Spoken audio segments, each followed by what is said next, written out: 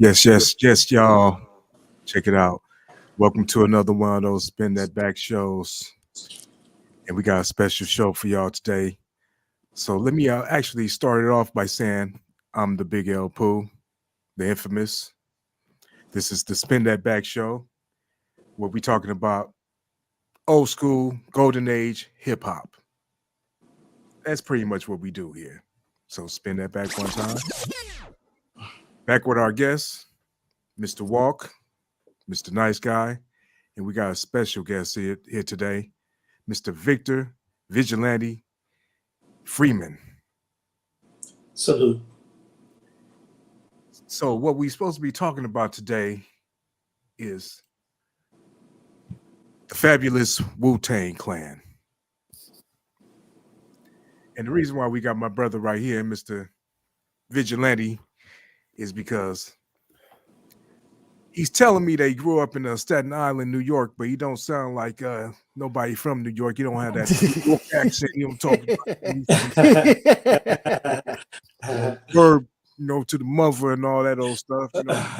You ain't talking like that. You don't even have the accent. I thought he was. I've been in corporate America for a little bit, man. It's definitely like it's their fam. You know what I'm saying? You feel me, son? This is like for real. Every day I used to get the coffee. Me and my boy Paul. Trust me. That ain't a New York accent. Yo, kid. Yo, son. Yo, hey, B. Yo, kid, listen. Yo, son, check this out, yo. Listen. Yeah. That's a New York. No, I'm just that's the New York accent. Now you can tell the New York flavor, just the way that you talk, the way that your cadence and all that stuff. I've always grown up or gravitated with the people that you talk about saying that I have an East Coast bias. I'll say this: the friends that I grew up with pretty much all came from the East Coast, so that might have influenced a lot of my perspective and stuff like that and interest. So, that might account for some of the things that y'all accuse me of. But anyway, my man say he's like really close with the Wu-Tang brothers, most of them. You know what I'm saying? It was about even had their look at this, man. They had their own little thing going on. Look at the W. I mean, come on. Yeah, it's really nice if you ever been in a situation. It's like 15 of these dudes. Let me see. 1, 2, 3, 4, 5, 6. It's like 9 of them. 9 of them. You knew about 6 of them, right? Yeah, I knew about 6 of them. Wasn't familiar too much with Jizza or ODB or Master Killer. Wait, let's get into the show. Wait, hold on. Wait. Spin that back. Sorry to interrupt. Sure. Spin that back, please. We still talking about who are we talking about? We talking about the infamous, the greatest rap group ever, in my opinion. 9 vicious MCs with their own style. You can't. It's like 9 dudes. None of them sound alike. Right. That's the greatest, the illest shit ever. Right. Yo, son. Yo, check this out, kid. No, but seriously though, the Wu-Tang Clan is the greatest rap group ever, and how dare they say? Put the Migos even in that conversation. Oh yeah, I know. How? All right, go ahead. I gotta calm down. Go ahead. You know, it's so funny that you brought that up, Walk, about the fact that they all have the distinct styles. This is the beauty of the fact of how we came up with hip hop. You couldn't sound like anybody else. You couldn't have the same flow or anything. Even locally. I know you guys are out in Cali, but if somebody said that they was like an MC and they rapping, they couldn't come out and sound like Pooh. They couldn't out to sound like Walk. Somebody would like put them in a headlock and take the mic away from them. And that was the beauty of the time and the era that we came up with, is that you are a rapper, but then you also had to be original. Maybe the content might have been similar. We're all going to be on some pro-black. We're going to be on some gangster rap, whatever that is.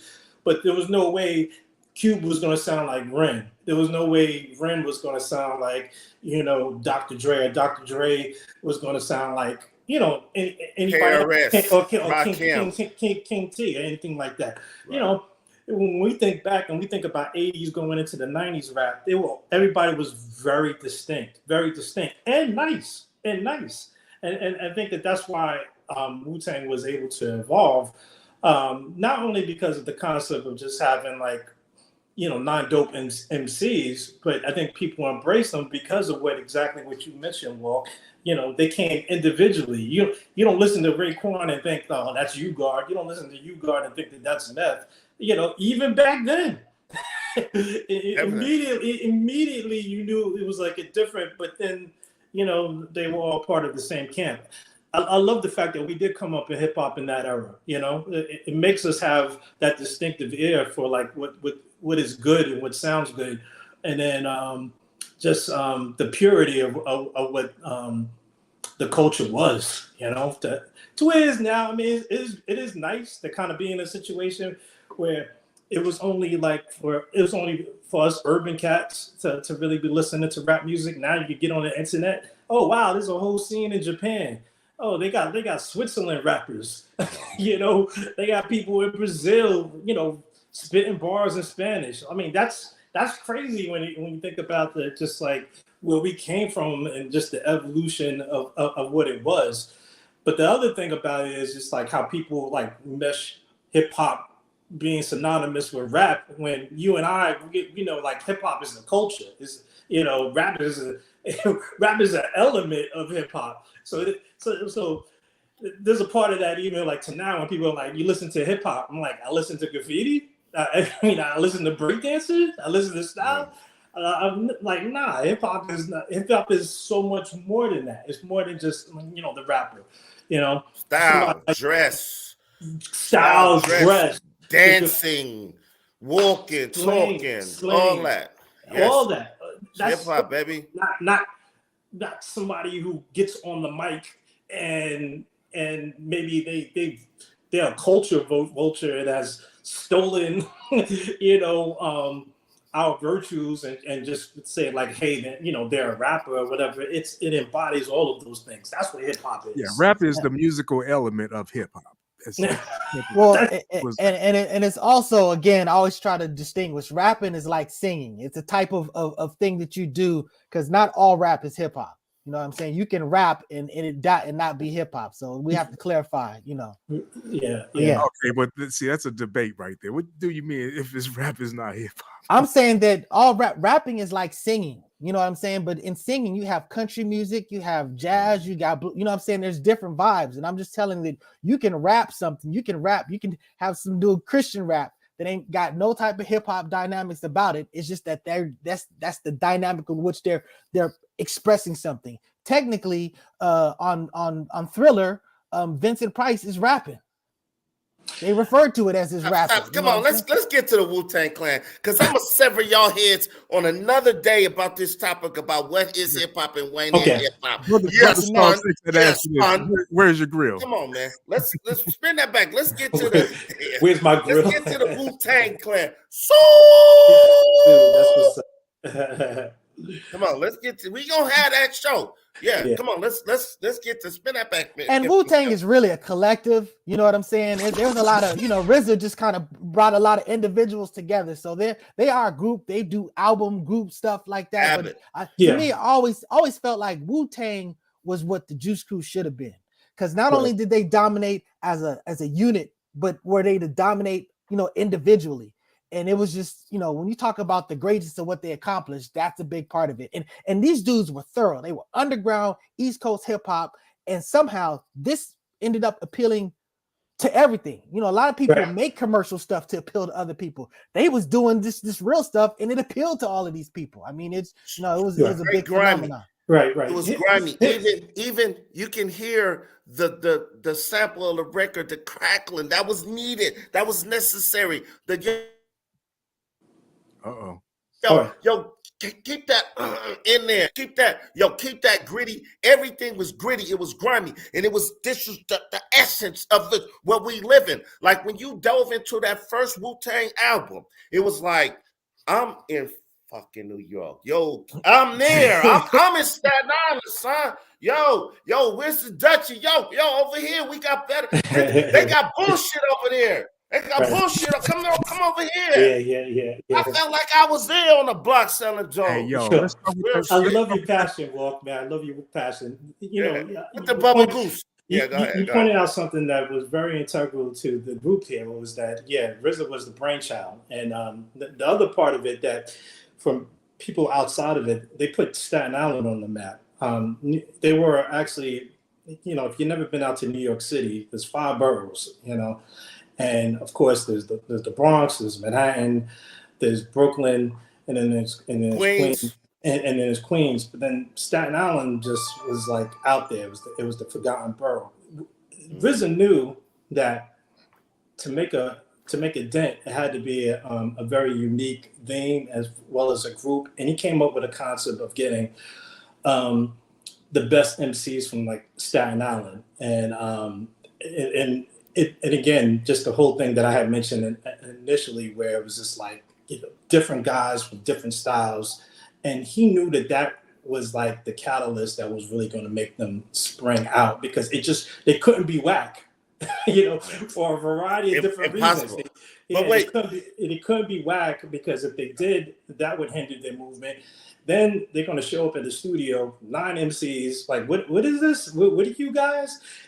To where Wu-Tang is now, everybody's like, yeah, of course. You got to think about in its inception.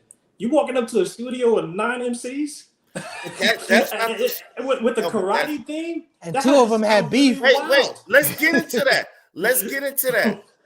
That's not how it started. Because remember, first, Prince Raheem, we love you, Raheem. Yeah, remember that song? Raheem. Raheem, whatever. Raheem. No, Raheem. Raheem. Yeah. I remember seeing that video, and when I had moved to Florida, and I remember seeing that video on Young TV Raps, where he was like wearing the tuxedo and all that stuff. And then they had the Gizza, who was the genius. He had his own music out as well. But it's crazy, like when you hear the backstory, how they wanted him to be like a Big Daddy Kane, but he's the freaking genius. This dude is a damn genius. He has debates with what's my brother who do the physics? Neil deGrasse Tyson. Neil deGrasse Tyson. Like, come on now, this is the freaking genius, and he's always been that type of guy. So he's not going to be like Big Daddy Kane, like I'm some type of lover boy, even though he was out there doing his thing. But that's the inception. These 2 guys were on, and they records deals didn't go how they expected, so they decided we're gonna do something a little different. We're gonna keep it how we wanted to from the gate. We should have did it like this, and they did it. Yeah. No, you said karate. Let me correct you. It's a kung fu. That's karate is Japanese. Chinese is kung fu. So yeah, the kung fu clip. You remember what we used to do on Saturdays. Saturday afternoons. I know you guys were out in Cali, but after wrestling, I'm sure you guys did the same thing. After wrestling, after Soul Train, kung fu flicks until we got it in, and then we went outside. We practiced on our homeboy. A lot of fights. Somebody got jacked up, and then that turned into something. But it was fun. It was fun. I think the entire concept in itself, just was genius in itself. But you bring up another point about Walker. He was just like, initially with their failed attempts, what was going on with them, and it's still something that's prevalent today with record companies. There's this like they try to skate by on like a formula, where and not only do they have like in their mind like a formula, they know like a couple of those deals when they get like a new artist, they just want to suck you dry and then they send you on your way. The only people that really survive is those who truly have a passion and have talent. Because we didn't see people, rappers come and go, singers come and go, because of the fact the industry just like it's just a cruel industry. That's another thing that I love about the group itself, because you got to think about that too. You do a show and you get paid, you got to split that 9 different ways. I would feel some kind of way as an artist. Like I was one of the artists, when a rapper's rapping more, or I felt a little bit talented. This is how these groups break up and stuff like that. But and RZA talks about like all those different dynamics and how that they've had those challenges. But still today though, I was just in Vegas. They did a show They got today. residency. Yeah, They you got know, a did the show. residency. They did that like a month ago. That But is look, not those- easy to do. There's not. those are dues. Pieces. Those Go ahead, are Wak. dues being paid. Their first show they did, Yeah. and the RZA was like, "We getting paid $100 to do this." And they went up there, killed it. It's $100. What they did with that? What is for gas money for when we got to go to the next show or something? Right. That's dedication right there. These are 5 grown men. They was only in their 20s and maybe 19, 20, 21, maybe 22 at the most. They did it. They stuck to the passion. And it's been nice to kind of say, to where it's at now. And again, you go overseas or something like that. You're in Germany and you see somebody with the Wu-Tang, shirt on. People tattooing the W on themselves, they women, it's crazy. Like, wait, watch it's this. surreal. I used to watch a porn video. This is real. This is a real story.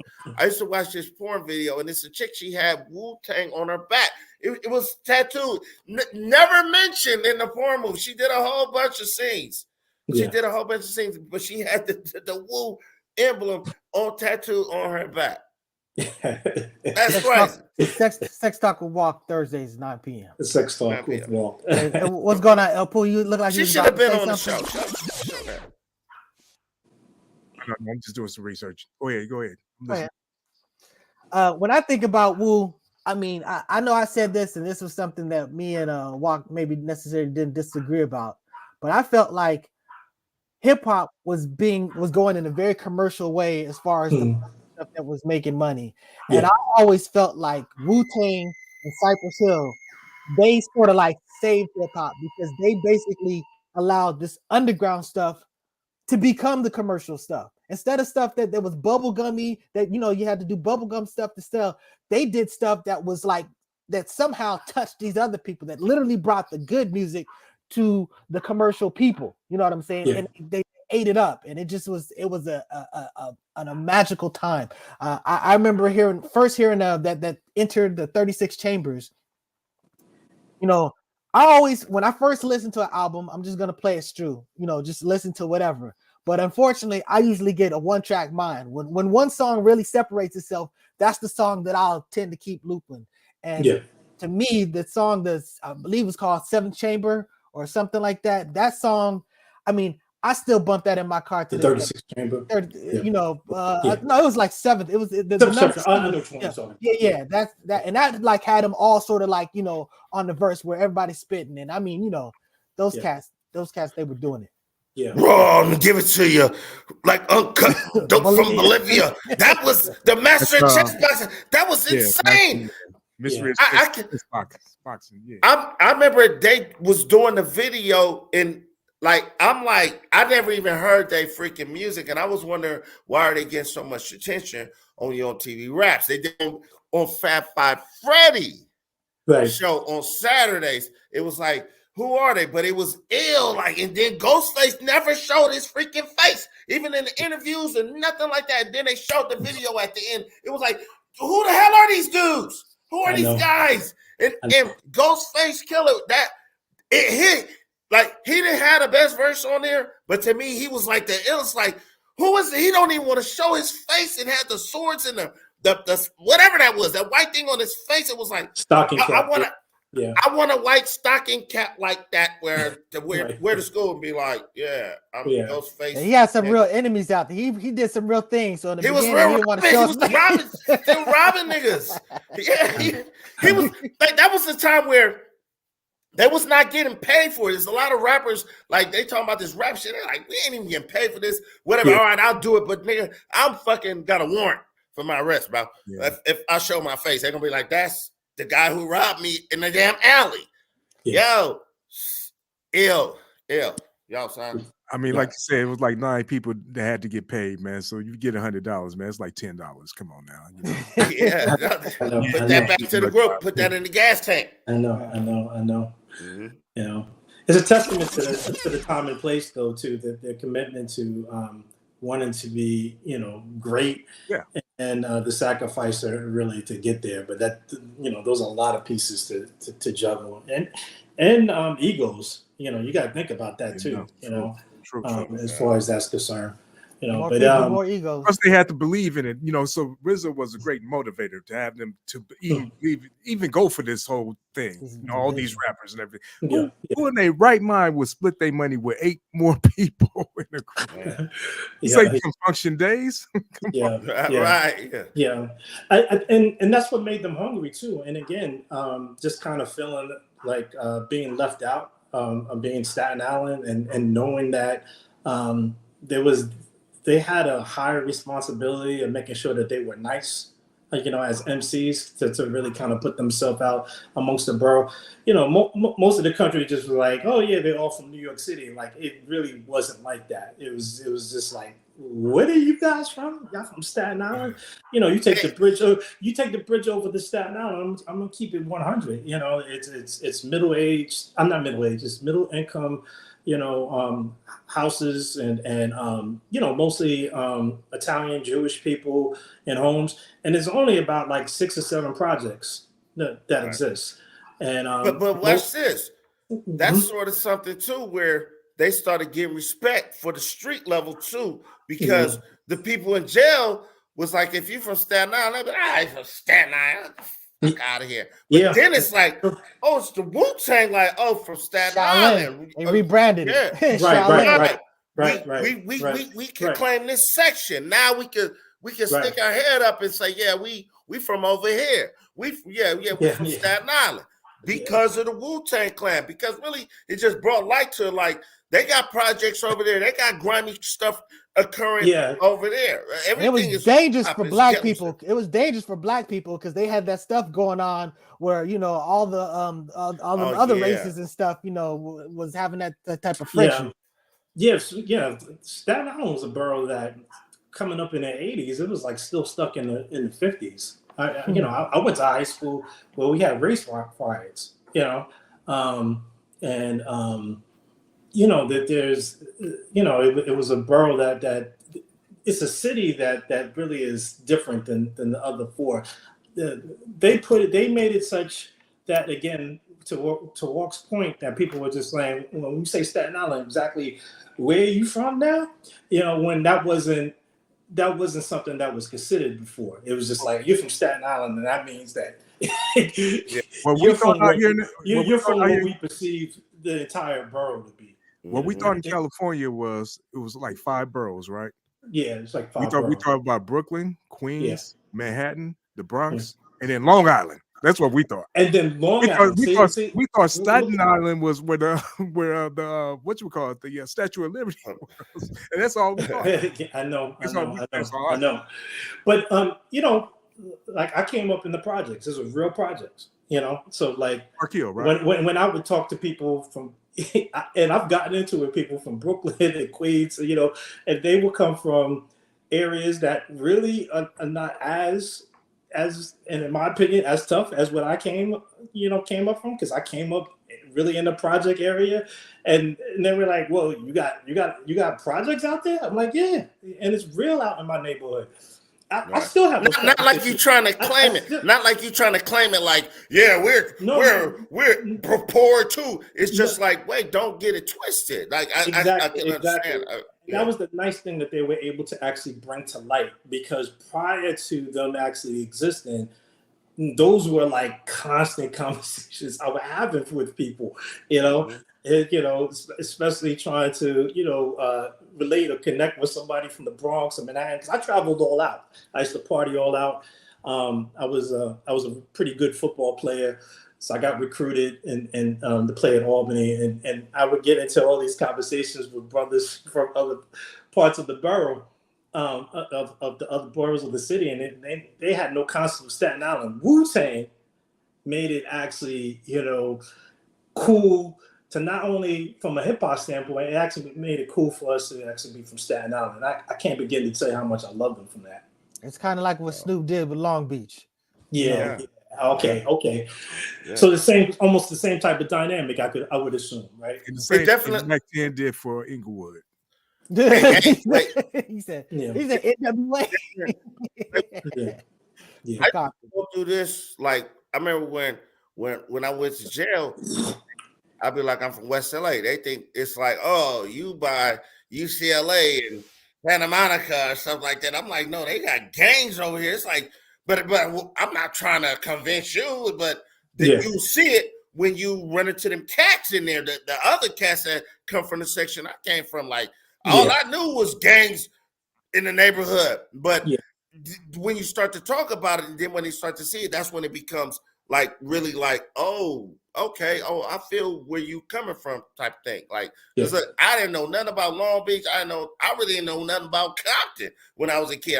When I heard NWA, I'm like, I thought Compton was in a different state. I really didn't even know Compton was like up the street from where I live. I'm telling you, like, where the hell is Compton? I was a kid. I didn't know. I'm like, where's Compton? Hey, real talk, Walk.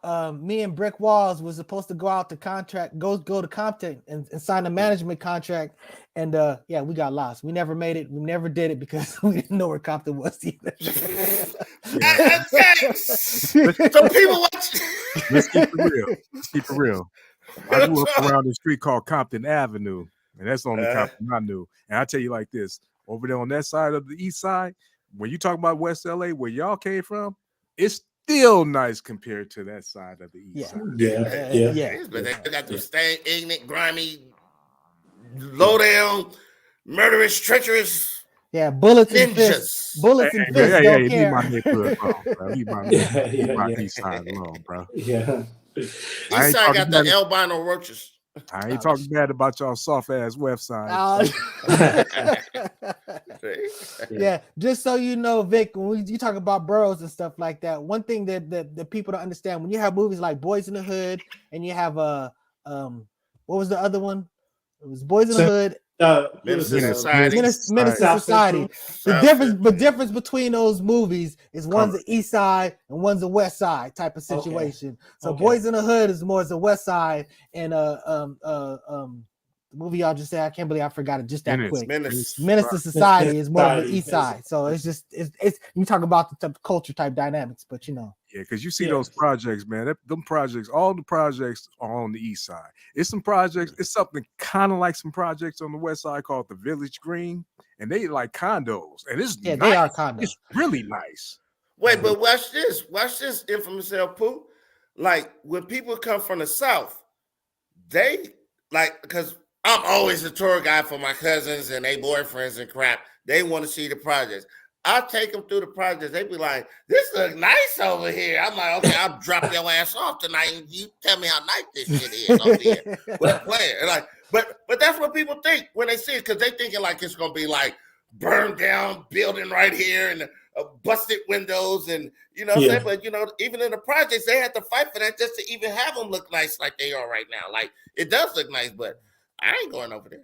Yeah, it's levels to everything. One of my closest friends, he's Liberian, and when he moved out to where I lived, you know, like it was like a hotel for him. He was telling me he grew up in an area where he had to walk like 2 or 3 miles, like, you know, to get to go to the grocery store. And then he still was in a situation where he had to go outside to use the bathroom. Like he lived in like a hut or whatever like that. I thought to myself, like, I ain't have to experience that. Right. You know, I had to experience. Hey, I remember this cat. It's like levels to all of it. It's levels. Yeah, to I all remember of this cat I met from he was a coworker, and he had a homeboy. He was from Chicago, and I had feelers on at the time. And he talking about, oh, the four corners. When you wearing feelers, you know, you wearing feelers, you would. I'm like, bro, I don't know what you're talking about, and I don't even give a fuck. I said, you got K-Swiss on. It's certain areas you go to LA, that's a killer when I see something. Like, bro, you better, like, everybody got stuff like that to where it's a problem if you're wearing that right there. They got Indian hats, the D hat, come on now. Yeah, the P hat, exactly.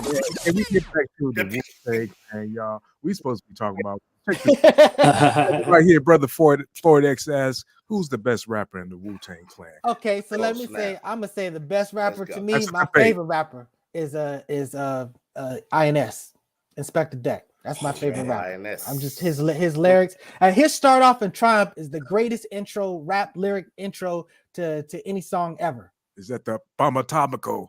Bomb Atomically, Atomically. Socrates' philosophies, and yeah, exactly. That Greatest motherfucker go off. greatest rap intro of all time. So What the in hell fact, are you that's talking my about? point. The greatest rap intro of all time. I mean, it's cool, but the greatest intro. rap Yeah. of all time. I'm talking about intro verse. Intro verse.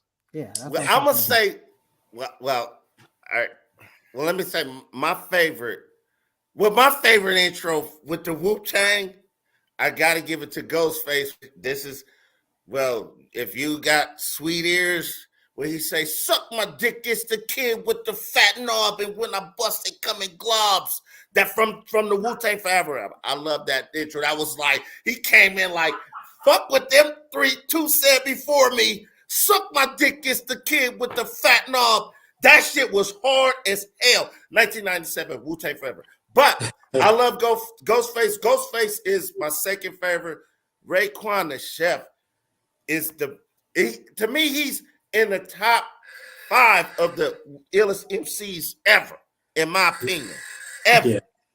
Raekwon, Oh, yeah, his wordplay. Raekwon the Yeah. Chef. Okay. And he killed everybody on that song John Blaze with Jadakiss, Fat Joe. I can't really name him. I think Nas is on there. The song is called John Blaze. Big Pun is on there. Oh my God, Raekwon just murdered everybody. Salute to Raekwon the Chef. Yeah, that's what's up, man. What you say, Vic? So you guys gonna get me on record to try to, like, you know, these he's your personal guys friends, need- yeah.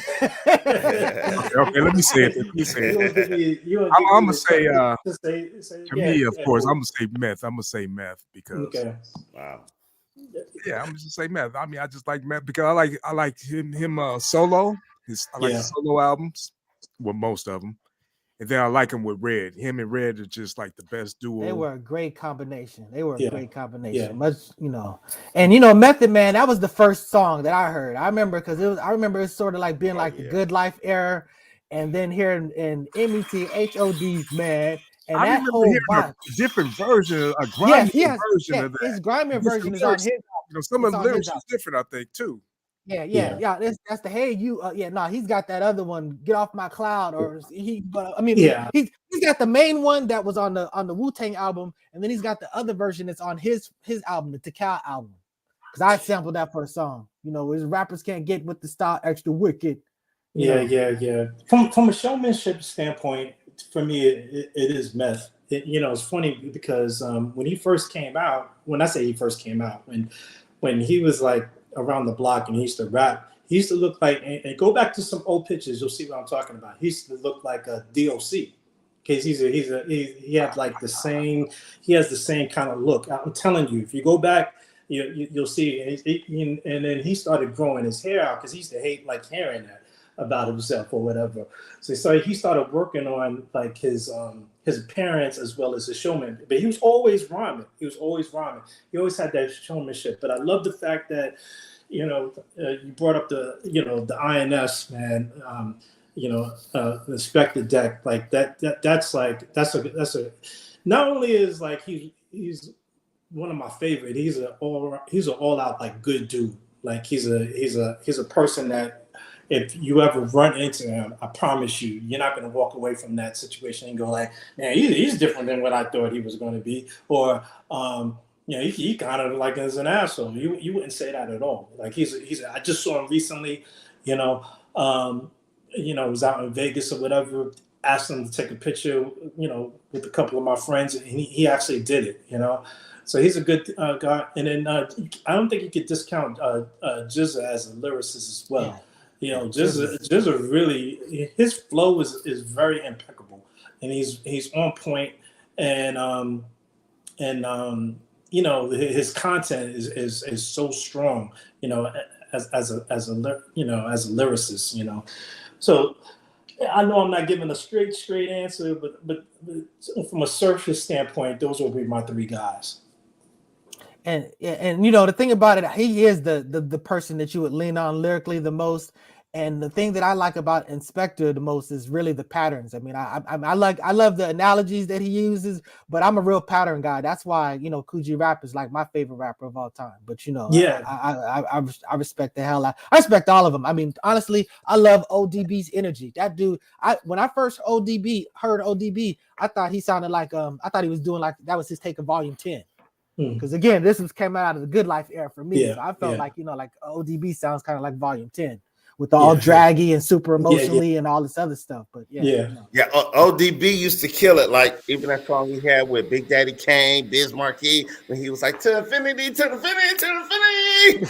It was like, what is he talking about? But it was ill. It was like, that's crazy what he said, but I liked it. It was my favorite part. Like when he would get on songs, like ODB was that guy, man. Yeah, I love when old Dirty Bastard with that Brooklyn Zoo, because I remember when he was coming out with his solo. Me and Floyd X, we was in New Orleans. We was out there for the whole summer chilling, and they had a rap channel on there, and it was playing his video and his promos, and it was like that beat was so crazy, the rhyme was so hard, it was ridiculous. The hook, everything. It sounded like nothing you ever heard before in hip hop, ever in life. Who is this guy? The one man army, ain't Sean. It's just like, yo, man. And there's a great clip on from rest in peace to Michael K. He did Chalky White. He was, Bumpy Johnson, saying? Yeah. Where he rapped the whole song live, flawlessly. Wow. Brooklyn Zoo. He rapped it, the whole song, flawlessly. It's freaking crazy to show the influence of Old Dirty Bastard, baby. Yeah. Big Baby Jesus. Stop playing. Come on now. Come on now. Wu-Tang is for the children. He was the first to get on the stage like, wait, hold on. I got this new suit. We were supposed to win this award. This was really our award. He was the first one. Oh, man, when he did that was a salute. That I love your passion. Hey, that's the dude that escaped jail. That's the dude that escaped jail to go on tour with the rest of the crew. Yeah. He was a character, man. He was a special hip hop, Yeah. Did y'all wait? Hold on, I gotta say this because I know these two ain't seen. Y'all seen did you see the series, Mr. Vigilante? The series, the Wu-Tang? Yeah.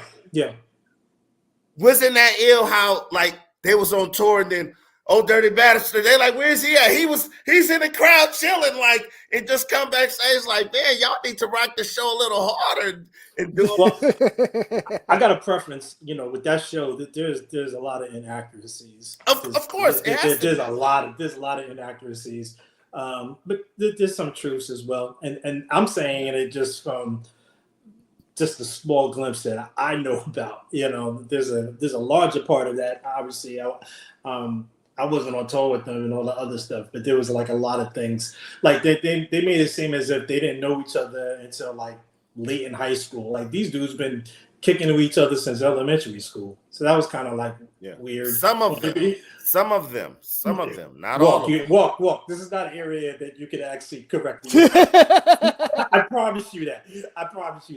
Yeah, Method Man came later because he was originally from Louisiana, but most of them knew each other. I could tell you that. So most of them. That's why I said not all of them. Wait, hold on. I'm right again. I'm always right. There's yearbooks with them together, in middle school and even in elementary school. So even if you didn't take my word for it, I'm telling you that that's the case. So that was weird. Some of the characters, they mesh people together. They would have the story of my man Mr. Nice Guy and Pooh together, and you're like, nah, that's Pooh's story. That's Mr. Nice Guy's story, and they would mesh the stories together. I'm like, all right, maybe it would. That's why we wasn't messing with that series. We just rock with the documentary. Yeah.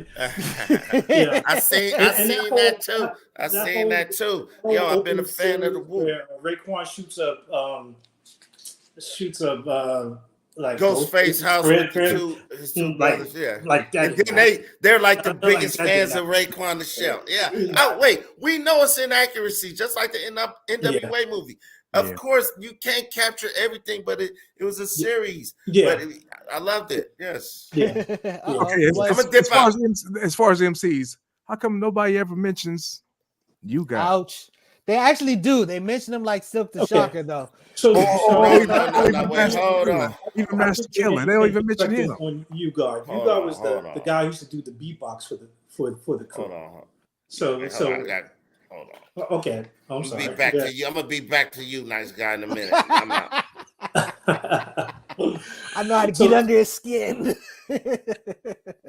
So he was the dude that originally used to do the beatbox, and then when they got put on, so to say, he was locked up. So the timing for him kind of was like bad timing. But in true form, RZA made sure that when he got back out, he was one of the original people that he had, together. Like he was going to make sure he kept them on. But that gave the rest of the crew, honestly, more time to really hone their skills and get it together. And I think people leave U-Guard out only from the extent that when we think about the 36 Chambers, he really didn't have a lot of content, but that was mainly due to the circumstance of what happened to him at the time, from my understanding. Go ahead, Floyd X. What are you about to say? Are you muted? Floyd X? Oh, I am muted. My bad. Mr. Vic, I want to ask you a question. Yeah, sure. Somewhat controversial. In my opinion, U-God is the weakest rapper of the group. Mm-hmm. Do you agree or disagree? You really gonna have me put myself there like But that? I'm not gonna ask you. I'm gonna ask everybody else. But he literally just kind of said it in a respectful way, saying that because he was other occupied and stuff like that, he wasn't able to hone his craft like the other people. So in a sense, he was an important, he was an important part of the group. I mean, he was the dude who did the beatbox. As a lyricist, I would actually put even Master Killer at him. Yeah, I would rank him, as the weakest member lyrically on the group. But again, some of those circumstances of him, the timing wise, probably didn't give him the opportunity really to kind of get into it. Just think about, you get locked up and you come out, and there's this whole thing that's kind of taking place, and everybody's like, yo, you gotta be nice, son. Just like the way Dre had to teach Easy how to rap. You gotta think RZA had time to yo, you gotta go back in and rewrite this. You gotta come back and you gotta come with more. You gotta come with more energy right there. He coming right on the scene, just like, yo, get something together. We're gonna put you on a single. This hey is man, I liked his verse on Triumph. The rotating Ring King. So I got that. Yeah, Everybody say Ring King. Go ahead. Y'all taking an S on U-God. I feel like U-God was kind of underrated because he was kind of advanced for his time. Like if you dissect the lyrics, you'll be like, okay. Walk, stand on your word. Give me a quotable from U-God. Give me a quotable from U-God. I was just about to take him off the screen before you said that. I can't. It says too All complex. I need is one. Like he always do. Name one song. That single went gold. Him and Ghost with the Shayla.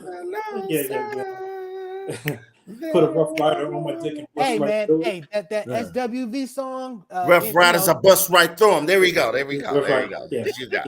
No, but he was dope on the he was dope on the SWV remix of Anything. So you had Method Man and that was dope. So he did a good job. Unorthodox. Yeah. Well, He's in a tough spot. Books out right now. I'm not trying to take nothing away from him. You just said that everybody's waiting. You just said he's at the bottom, and I think that most people would say that. I mean, a lot of people talk about him the way a lot of people talked about Sick the Shot. Yeah. You got to think too. He was in a tough spot. RZA did a smart thing too amongst the group. He would make them spar he would make them spar against each other. And again, they had a head start of over him as well. So if me and Pooh been boxing for like a long time, and then at least like a year time, and then Thomas is the trainer, and he throws Walker in the ring with Pooh. Walker's gonna hold his own for a little bit, but Pooh's gonna get him because he's been training, for a year more so than he's had. I get that. But sometimes a person just doesn't catch up, and I think he suffered a little from that. Y'all saying that you guys the weakest, but we gotta note what he's responsible for. Think about this, which is a true story in the movie or not. When he was on Ice Cream and it was like, and he went got Capadonna. Yeah. To do this verse. And Capadonna killed, and that's how Capadonna became. You got tell your story walking. In? Yes. Tell your story walking. Yes. Tell your story walking. Well, Capadonna used to be known as Staten Island's best MC. See, you don't even know his story. Like there was wait, hold on. I'll tell a story. He was in it was a talent show where he won, and their Old Dirty Bastard was like, we gonna rob his ass. We gonna rob him later after the show. And then RZA like, no, that's son right there. We know him. Yeah. You know that story? Yeah. Actually, I didn't know that about ODB wanting to rob.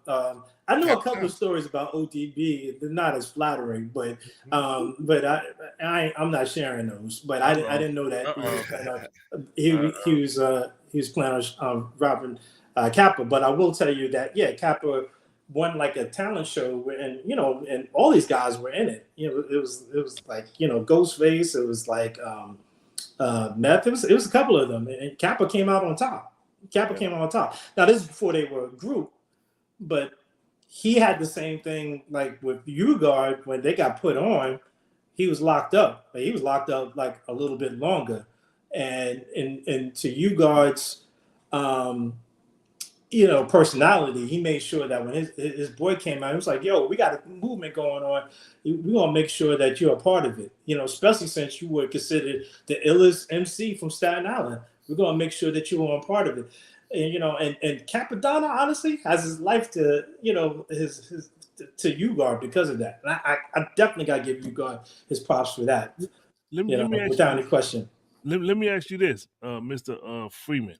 Yeah. Like, do you knowing them and things like that, do you feel like they get, particularly the RZA, does he get the props that he deserved in the sense of bringing together all these MCs, so many, put them together? I know he had like beef with the record labels, like, we not going to play that song because it's too long. He like, no, play it, the whole song.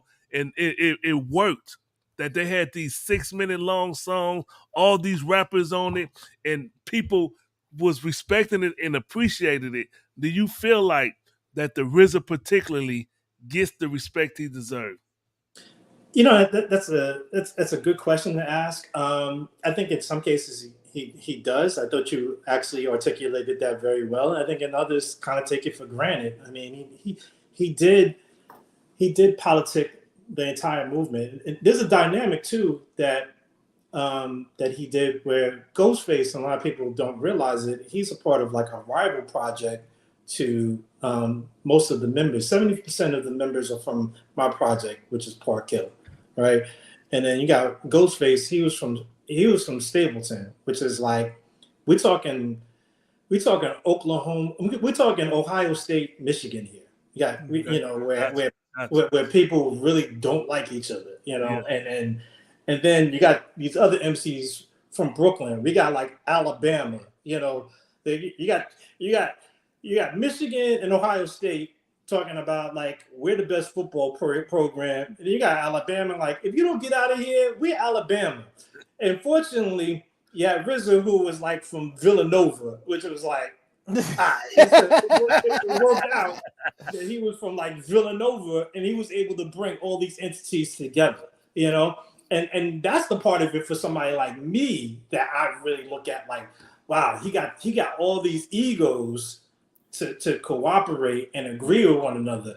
Ghostface did the biggest kind of like, you know what? I'm gonna put my pride aside and join these guys because there was an entire movement in Stapleton from his projects himself. He could have went that direction, but he believed in RZA's vision and you know, he was better off for it. You know.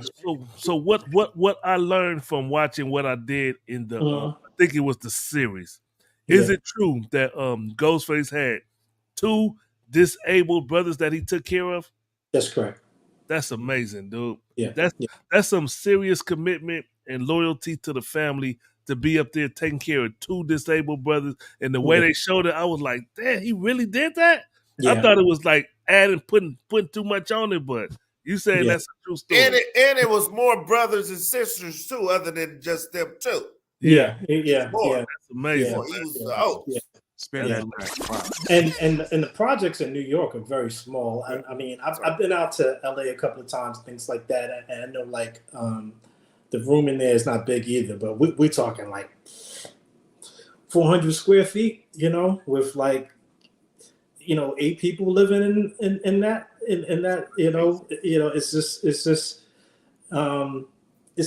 just remarkable. I know for them to probably be sitting on the edge of their bed and think like, wow, I'm a multimillionaire and I came from this, you know? So, but RZA, to going back to your question, you know, he's the reason for them to thank themselves for that. And then to be thanked too, for actually believing in that too, because again, we all see it as Wu-Tang now. The idea probably initially, if you got to think about it, probably like, what are you looking to accomplish? You try to get like 8 of us to do this? Is Chinese flicks? Like, what is this? It probably sounded wild. It probably sounded wild initially. You know? I remember up here in Sacramento, I had an argument with somebody about the RZA. They was talking crap. I'm like, man, you don't know how tight the RZA is. He was like, no, let him swing. Let me punch holes to his chest with these pointy ass wings. Man, I used to love that line. The RZA was the shit to me, dude. The RZA was the shit. And all the things that you are talking about are things that he deserves praise for. But this is all overlooking the fact that this dude was an amazing, credible producer. One of my absolute favorite producers of hip hop music. Yeah.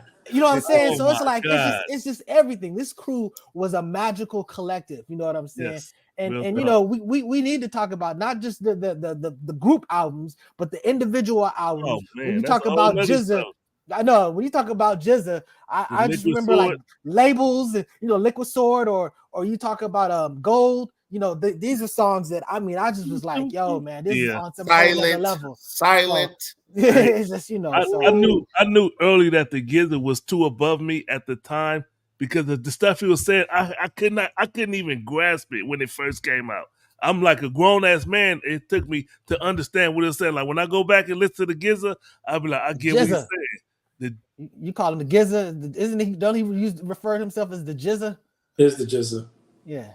Well, you know who he talking about? You sound like Charles X was talking about how when you read comic books or something like that, if only thing that you've ever seen it on paper as I heard it being pronounced, you associate it different ways. So I just wanted to. You were saying Joe Lieberman. We like Lieberman, and you corrected me. Thank you, and I thank you for correcting me, and that's why I'm saying. Oh, good. You are corrected, brother. So the GZA, he was above me. The RZA I could relate to. I was really feeling the RZA and his music, and then Bobby Digital. Yep, Bobby Digital.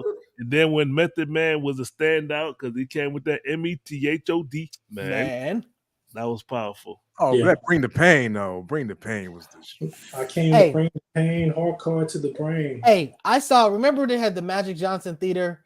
And I remember hated going to that theater because everybody just be talking and disrespect and whatever. Right, and they had that, but they had the movie damn, I forgot what it was. Basically, it was a movie where the Great White Hype.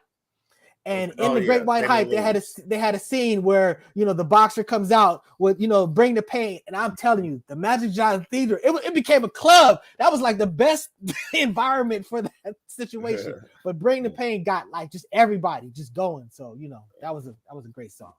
Yeah. Yep.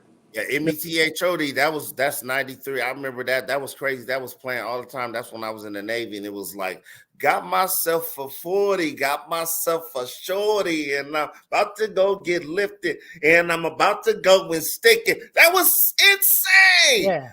It was just so charismatic. Method Man, like, who is this dude? Like, and his name wasn't even Method Man. Like the song was called Method Man. Yeah. His rap name was not even Method Man. It's Did y'all know that? What was it? It's methodical, but method and tikal. That's why he separated that stuff. But yeah, The song was Right, exactly. Come on now, yo, son, yo. Yeah, yo, no, he had the greatest. He had the greatest charisma, and in the beginning, that's why when you say what you say, Vic. I mean, I totally get that, and that's the beauty of their group. They can tug you so many directions. I remember that Wu-Tang album was great, and then Raekwon dropped his album. It was great, and a lot of people was like, "Yo, this album might be better than this other album." You know what I'm saying? And then which song is your favorite song? It's like it would rotate. This song might be your favorite song, and that's just sign of a great album. The Purple Tape. So this was a great accomplishment. So I mean, again, they dominated as a fist, and they dominated as fingers. It was dope. They definitely did. Yep. Awesome. Definitely. Wu-Tang forever, baby. But back to Method Man, as far as him being like the most standout, when he had that Bring the Pain, he got your attention when he had that. He was on the train with the half braided hair, had the eyeball that was white. I mean, he was a standout dude. No BS. He was standout, and you just sit there and be like, damn, who is that dude? I know. Yeah, that's why I talk about the showmanship, because when he was in the DOC phase, he had a short Caesar cut at the time. Believe it or not, he used to walk around with short cuts, and then I think he got tired of hearing that all the time. So he started growing his hair out or whatever. But he was always rapping. That I remember. I remember being in the staircase. The last time I remember seeing him actually in Park Hill, I was hanging out with two of my boys. I'm gonna shout them out if they've been watching this. It was Al James and this other guy named Will Wilson, and we were kicking our little rhymes or whatever. And then out of nowhere, Method Man shows up and he goes, "Oh, y'all kicking rhymes?" He already had that presence. He wasn't even on yet. He was like that dude in the neighborhood or whatever. And then he dropped like a little bit of a bar, a couple of like a bars from us, and then he just jetted out. And he was just like, "Damn, we gotta go back to the drawing board. We ain't rhyming like that." And that was the last time I remember him in the element of him just like being a dude on a street corner without like any any recognition the way it is like he is now. And he had that showmanship and that presence even back then in that moment that I'm talking to you about. So correct me if I'm wrong, but don't the Wu-Tang have a residency in Vegas right now? Yes. Mm-hmm. Yeah. Man, I'm gonna go see him. I meant to send you that picture to put up, El Pooh. My bad. Oh yeah. What picture?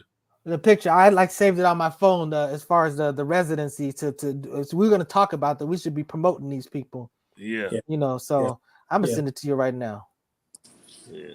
Go for it. Yeah, that's cool. They got a residency, and because I went and saw Usher up there. And it was a wonderful show. And I'm thinking the Wu-Tang, if I'd have known the Wu-Tang was you got to say you saw it with your wife. You got to put that part in there, brother.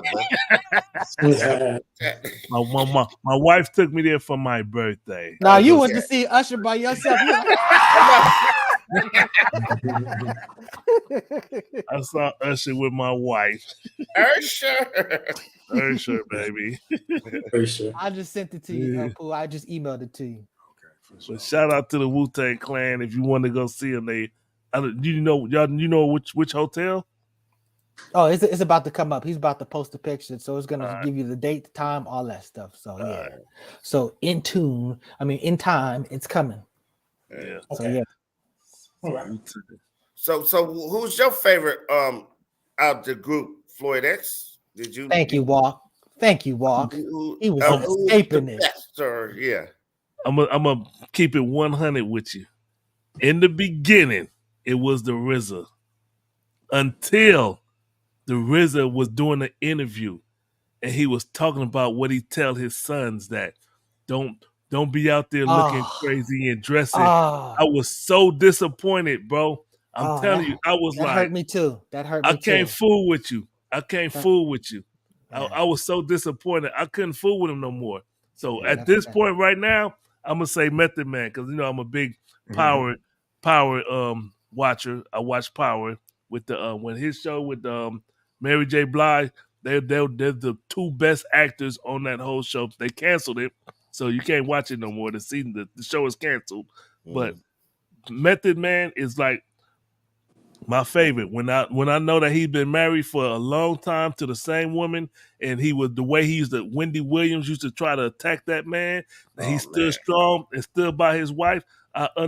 Method Man's my favorite today. If you watch the METHOD Method Man video, the woman that's in the video, that's the woman he's been married to. Wow, that's how long they've been together. See, I didn't even know that. I'm about to go watch if you pull up the it's an old grainy video or whatever. Yeah. When he has that part, I got myself a shorty and I'm so like she comes out and she sits down. That's the same. That's the same. Oh, here we go. The Wu-Tang, the saga continues. Wu-Tang Clan, Las Vegas residency.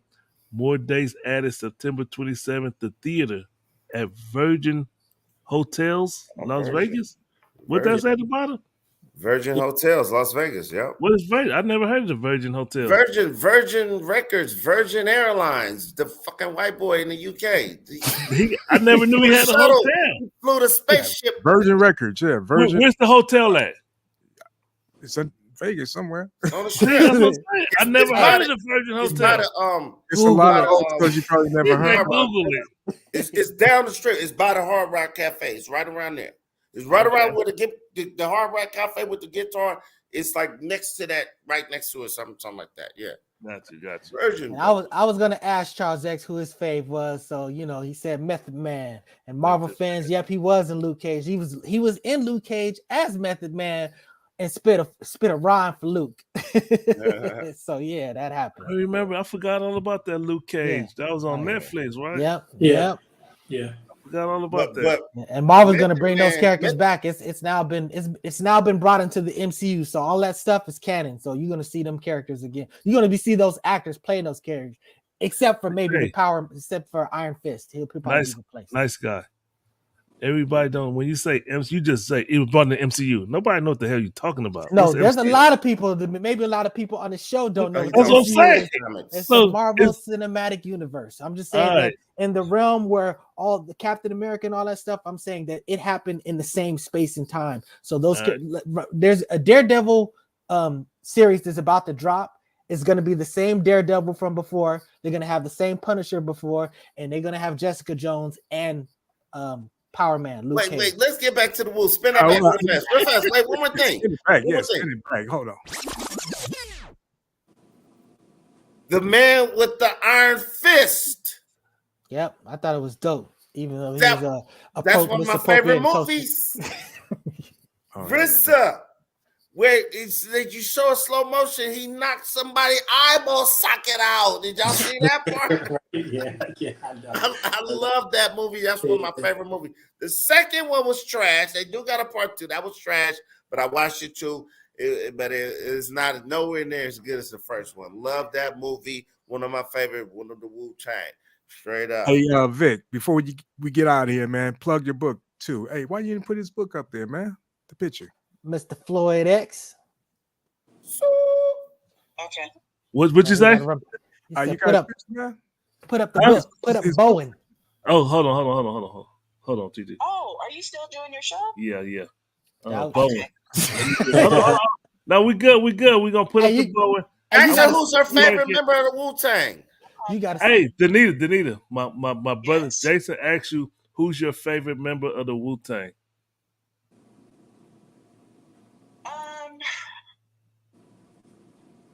You on the show? Quickly. Method Man. METHOD. Man, there you go. All right, thank you, man. I'm gonna call you back. Bye. Hey, you got to cut that. So now that's going to be a drop. Is he still the show going? All right. So, thanks, Floyd, for actually bringing this up. So the book is Bowen. It's Bowen. You can easily find it on Amazon or Barnes and Nobles. What the book is about, for those of you interested in making a purchase of it, it's memoirs of my story from the ages about 2 to 18. There are mentions of some of my interactions with the Wu-Tang members. It's not a Wu-Tang book, so I just want to preference that.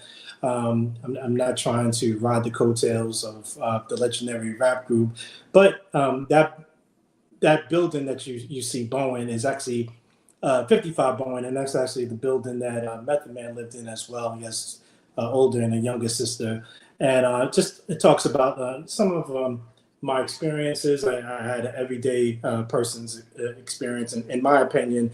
And I do urge you to actually buy it. There is something that can be learned, and there's a redeeming quality of just like if there's a will, there's a way. So thank you, and I definitely appreciate any of your support out there. Yes, It was sir. It was a great read. I read it from cover to cover. Great. I loved it.